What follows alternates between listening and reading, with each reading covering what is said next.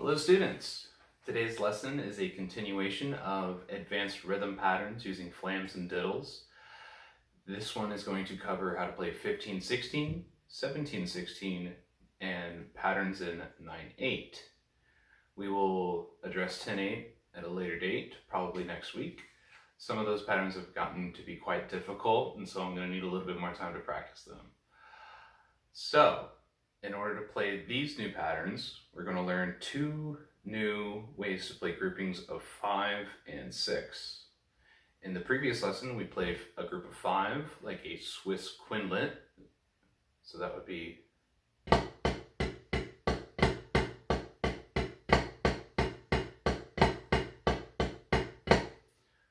flam on one, followed by a diddle, then a diddle in the left, single tap in right, leading to a flam in the left, followed by a diddle, diddle in the right, single tap in left, and a flam in the right.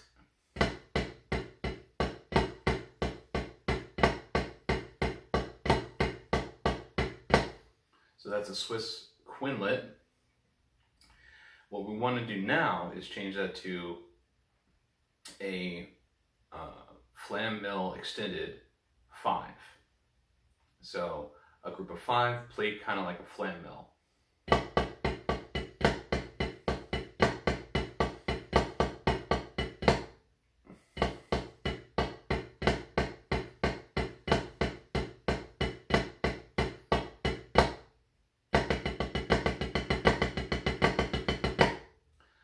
Alright, and then we're going to do for a group of 6, before we played it like a reverse paradiddle with a flam, reverse double paradiddle with a flam.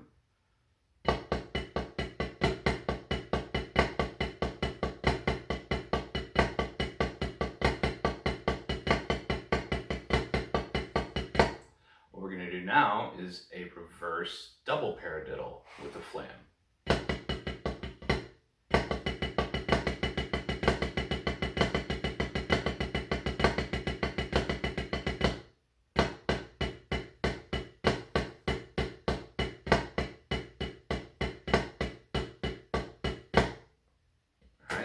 Now the thing you'll notice about these two new patterns is that they repeat the same hand. So the flam mill extended 5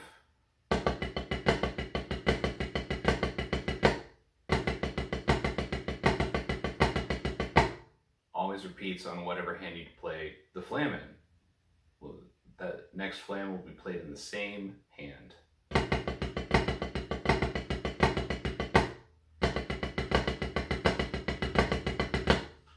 The reverse double paradiddle with a flam.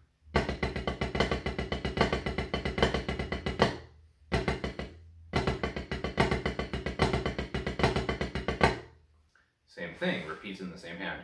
And you want to learn both so that you can kind of either make patterns when you pair that with another group, that you want to keep the idea that you're going to have some kind of symmetry between the two. It's kind of like in that pattern by Bob Becker, where we took 5 and 3.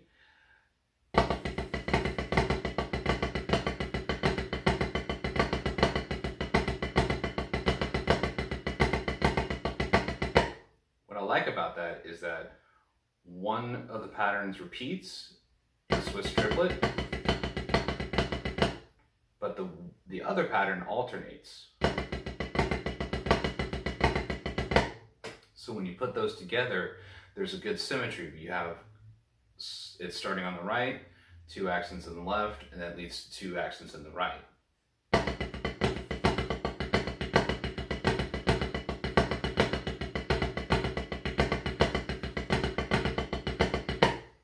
So we want to learn these so that we can use either grouping of 5 or grouping of 6 in order to create symmetry in some of the patterns that we're going to create in a little bit.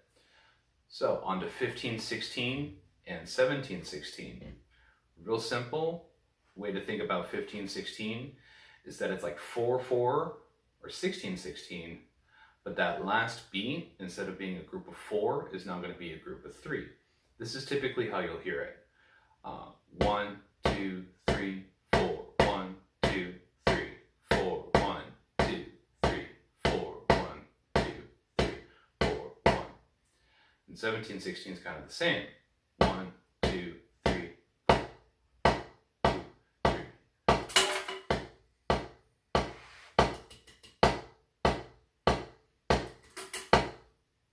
So that's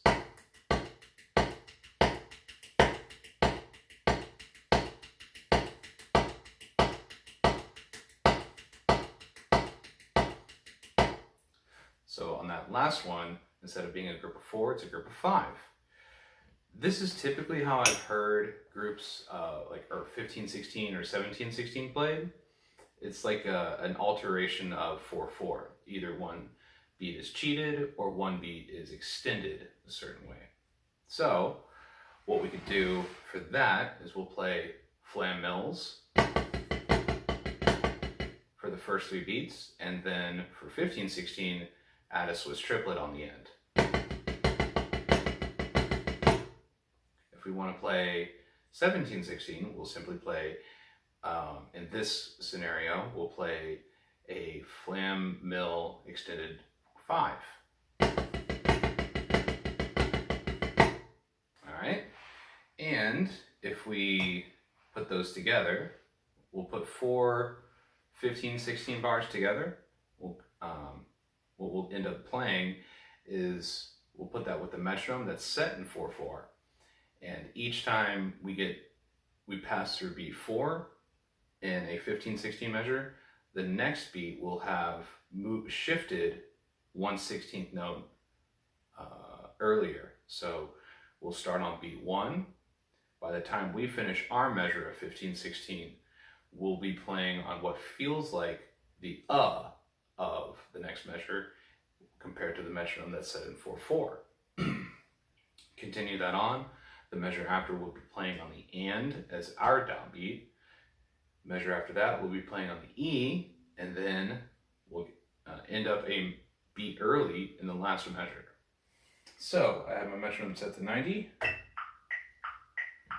Here's how it sounds. 15/16. 1, 2, ready, and.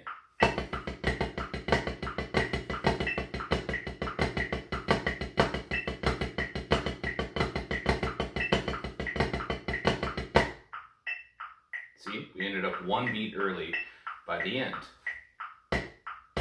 Sorry. 1, 2.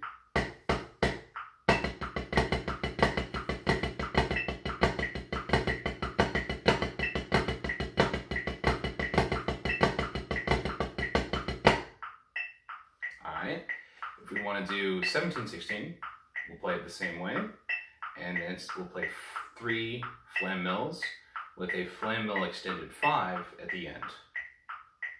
1, 2, ready, and.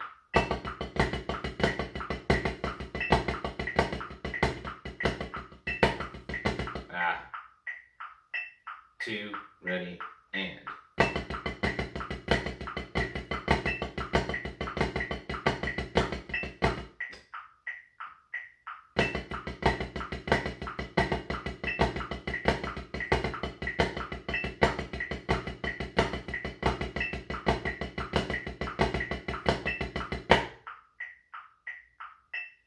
Alright, so that one adds a beat, a 60 note each time.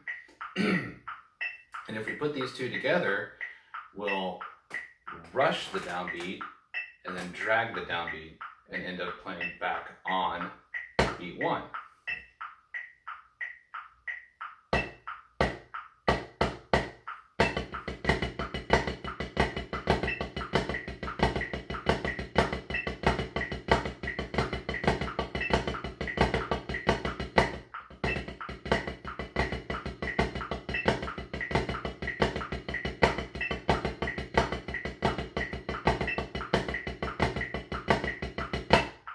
A little bit of a screw up there. Let's try that one more time.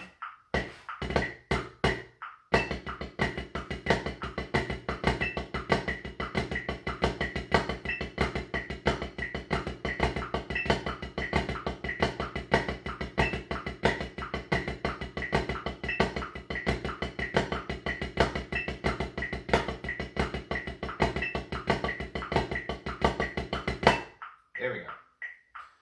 So that's how you would play 15/16 and 17/16. Let's take that a little bit quicker just to show what that kind of sounds like and feels like at 120.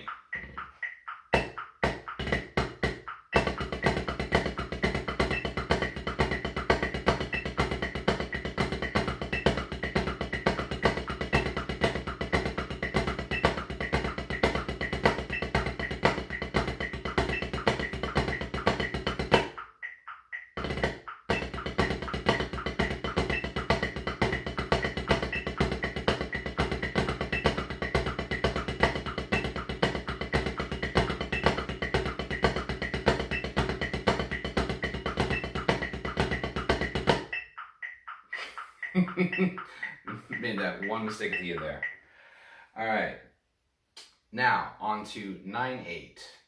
What we're going to do here is a group of 9 can be split up to 3 plus 6, 4 plus 5, 5 plus 4, and 6 plus 3.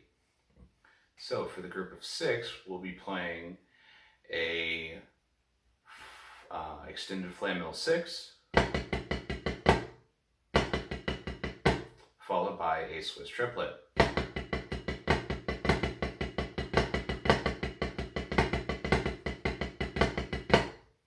So that's 6 plus 3. For 5 plus 4, we'll be playing a flam mill extended 5 to just a flam mill.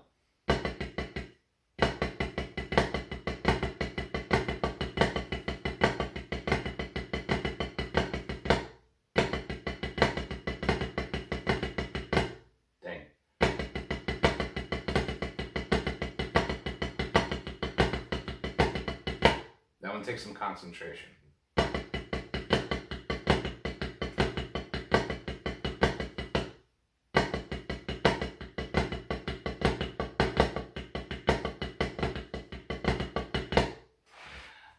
I had to practice this a bunch. I'm still making a bit of mistakes, but mistakes are okay in practice. You just gotta keep trying.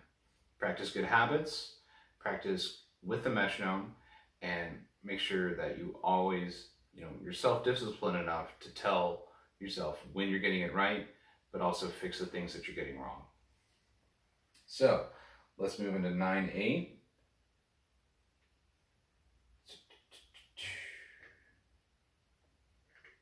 I'm going to set my metronome to 3 beats a measure. Take the 8th notes off and move up triplets.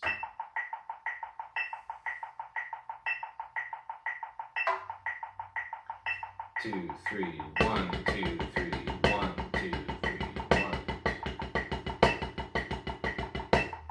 That gives us 9 beats per measure. Here's how we'll split that up.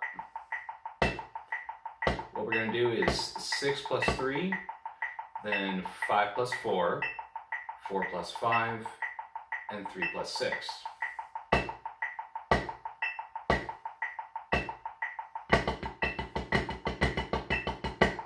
Wait. 2, 3, 1, 2, 3, go, 2, 3. 1, 2, 3, go, 2, 3.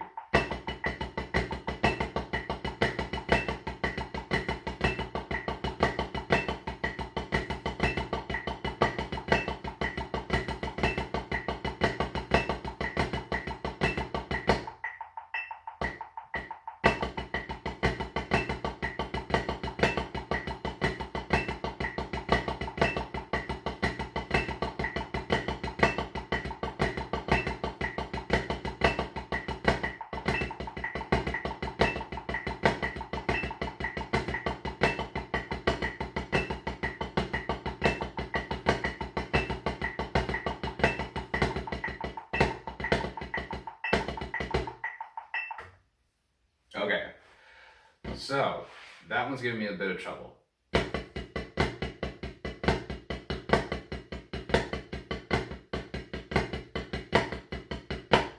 Yeah. All right, let's try that one more time. We'll start on 4 plus 5. 1, 2, 3, go. 2, 3.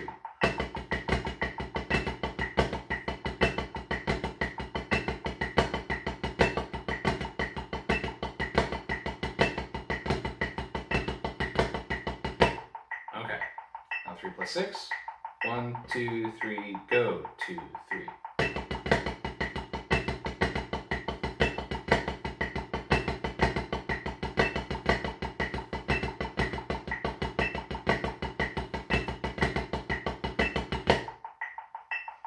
Okay, so we want to try to play these back to back to back to back. So 6 plus 3 leading to 5 plus 4, leading to 4 plus 5, leading to 3 plus 6.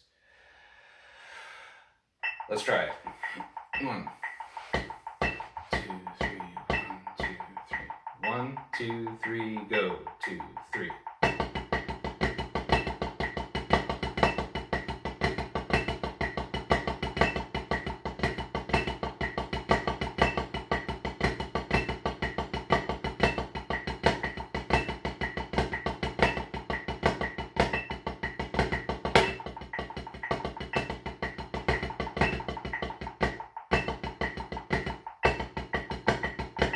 Dang. Let's try that again.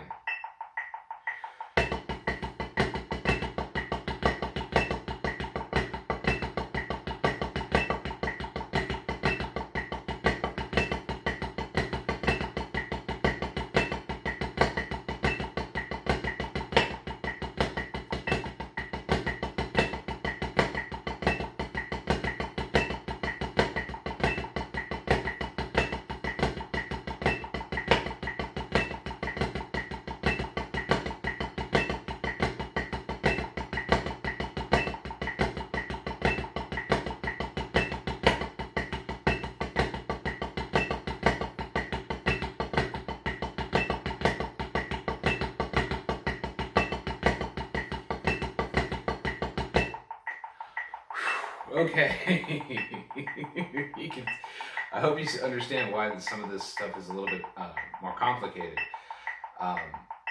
Feeling those syncopations of the triplets is the thing that really kind of gets me, but also knowing when to switch between playing that extra note from a flam mill to just playing a regular flam mill.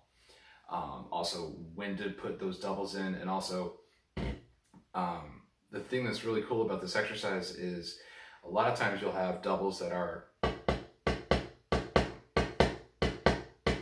one rest away. So that's 1, 2, rest, 1, 2, rest, 1, 2, rest, 1, 2, rest.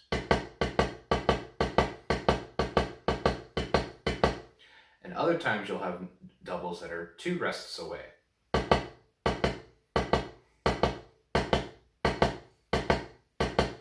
And from a playing standpoint of actually applying that to the drum, that those two feel very, very different. And it takes a lot of control to make sure you're either controlling the stick and waiting to play after 2 rests, or rebounding to the position that you need to as quickly as you can in order to play doubles that are only 1 rest apart. Let's try that one more time. Let's bump the tempo up. Oh. All right, so I was at 120 set to 3/4 with triplets. I'm going to move to 144 with the same settings.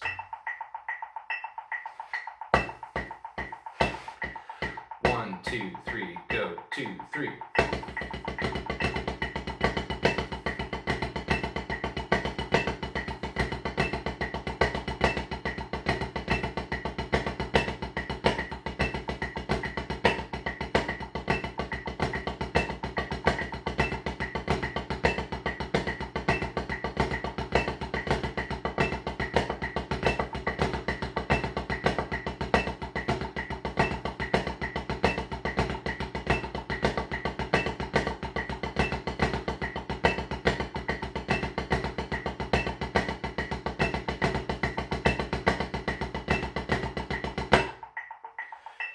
Okay, there we go. Got a good take on that one. All right, practice these very patiently with a lot of focus on making sure that your doubles are staying consistent and that you have the control when you need to and the relaxation when you require that as well. This takes a lot of discipline and a lot of attention to your grip and the techniques that you're using. whether you're doing a controlled stroke, downstrokes, relaxed doubles. There's a lot of technique going on there. So be patient and practice it. Happy practicing.